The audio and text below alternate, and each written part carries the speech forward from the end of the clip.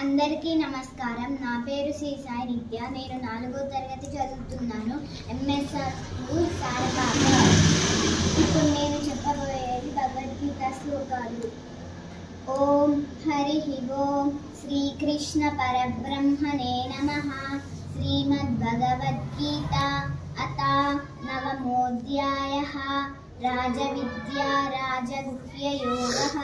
శ్రీభగవానువాచ ఇదం తు తే గుహ్యతమం ప్రవక్ష్యామ్యనసూయవే. జ్ఞానం విజ్ఞానసహితం యజ్ఞాత్వా మోక్షసే శుభాత్. శ్రీ భగవానుడు పలికెను, ఓ అర్జున, నీవు దోష దృష్టి లేని భక్తుడవు కనుక నీకు పరమ గోప్యమైన విజ్ఞాన సహిత జ్ఞానమును మరలా విశదముగా చెప్పుచున్నాను. దీనిని తెలుసుకుని నీవు ఈ దుఃఖరూప సంసారము నుండి ముక్తుడవు కాగలవు. రాజవిద్యా రాజగుహ్యం పవిత్రమిదముత్తమం. ప్రత్యక్షావగమం ధర్మ్యం సుసుఖం కర్తుమవ్యయం. ఈ విజ్ఞాన సహిత జ్ఞానము అన్ని విద్యలకును ఈ విజ్ఞాన సహిత జ్ఞానము అన్ని విద్యలకును తలమానికము. సమస్త గోప్య విషయములకును శిరోభూషణము. అది పవిత్రము, ఉత్తమోత్తమము, ప్రత్యక్ష ఫలదాయకము, ధర్మయుక్తము, సాధన చేయుటకు మిక్కిలి సుగమము, శాశ్వతము.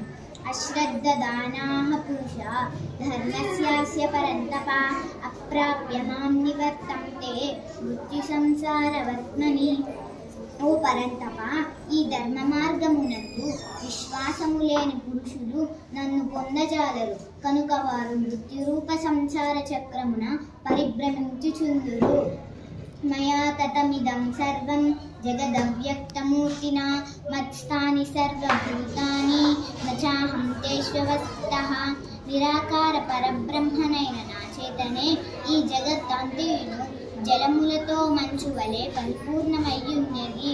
ఈ ప్రాణులన్నీను నా సంకల్పమును ఆధారముగా కలిగి నాయందే అంతర్గతములై ఉన్నవి. కానీ వాస్తవముగా నేను వాటి యందు స్థితుడను కాను. నచమత్స్థాని భూతాని పశ్య మే యోగమైశ్వరం.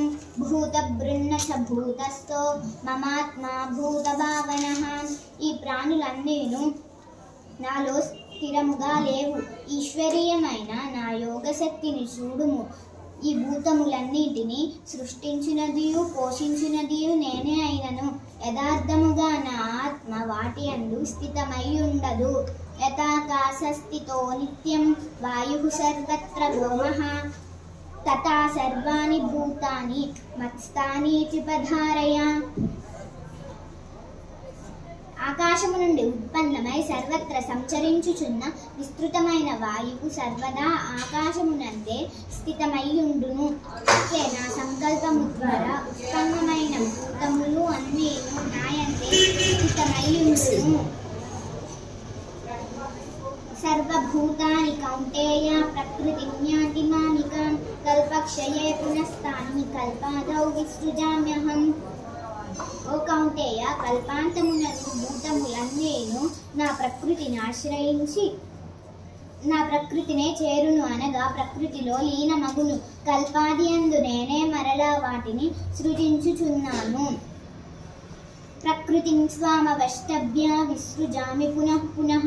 భూతగ్రామమిమం కృత్స్నం అవశం ప్రకృతేర్వశాత్. తమ తమ స్వభావవశమున పరతంత్రమయ్యున్న భూత సముదాయమును నా ప్రకృతిని ఆశ్రయించి మాటి మాటికి వాటి కర్మానుసారము సృజించుచున్నాను. నచమాంతాని కర్మాణి విబధ్నంతి ధనంజయ. ఉదాసీనవదాసీనం అసక్తం తేషు కర్మసు. ఓ అర్జున, సృష్ట్యాది కర్మలయందు ఆసక్తి రహితుడనై ఉదాసీనుని వలెనున్న నన్ను ఆ కర్మలు బంధింపవు. మయాధ్యక్షేణ ప్రకృతిః సూయతే సచరాచరం. హేతునానేన కౌంతేయ జగద్విపరివర్తతే. ఓ అర్జున, అధిష్ఠాతనైన నా అధ్యక్షతన ప్రకృతి ఈ చరాచర జగత్తును సృష్టించుచున్నది. ఈ కారణము వలెననే సంసార చక్రము పరిభ్రమించుచున్నది. అవజానంతి మాం మూఢా మానుషీం తనుమాశ్రితం. పరం భావమజానంతో మమ భూతమహేశ్వరం. నా పరమభావమును ఎరుగని మూఢులు సర్వప్రాణులకును మహేశ్వరుడను అయిన నన్ను లోక కళ్యాణమునకై అవతారములను ఎత్తిన కారణమున సామాన్య మానవునిగా భావించి తక్కువగా ఊహింతురు. మోగాశ మోగ కర్మాణో మోగ జ్ఞాన విచేతసః రాక్షసీమాసురీం చైవ ప్రకృతిం మోహినీం శ్రితాః. వ్యర్థములైన ఆశలచే కర్మలచే విపరీత జ్ఞానముచే నిక్షిప్తములైన మనస్సు గల అజ్ఞానులు రాక్షసి అసూరి మోహిని సర్వభావములను ఆశ్రయింతురు. సతతం కీర్తయ మహాత్మానస్తు మాం పార్థ దైవీం ప్రకృతిమాశ్రితాః భజంత్యనన్య మనసో జ్ఞాత్వా భూతాదిమవ్యయం. కానీ ఓ పార్థ, దైవీం ప్రకృతిని ఆశ్రయించిన మహాత్ములైతే నన్ను సకల ప్రాణులకు మూల కారణముగను అవ్యయునుగను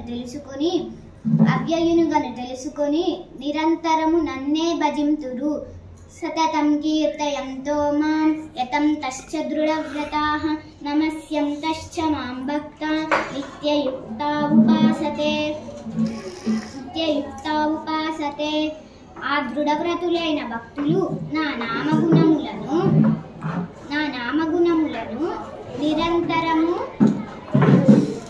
నిరంతరము వాద్య బృందముతో కీర్తింతురు. నన్ను చేరుటకు యత్నింతురు. పదే పదే నాకు ప్రణమిల్లుదురు.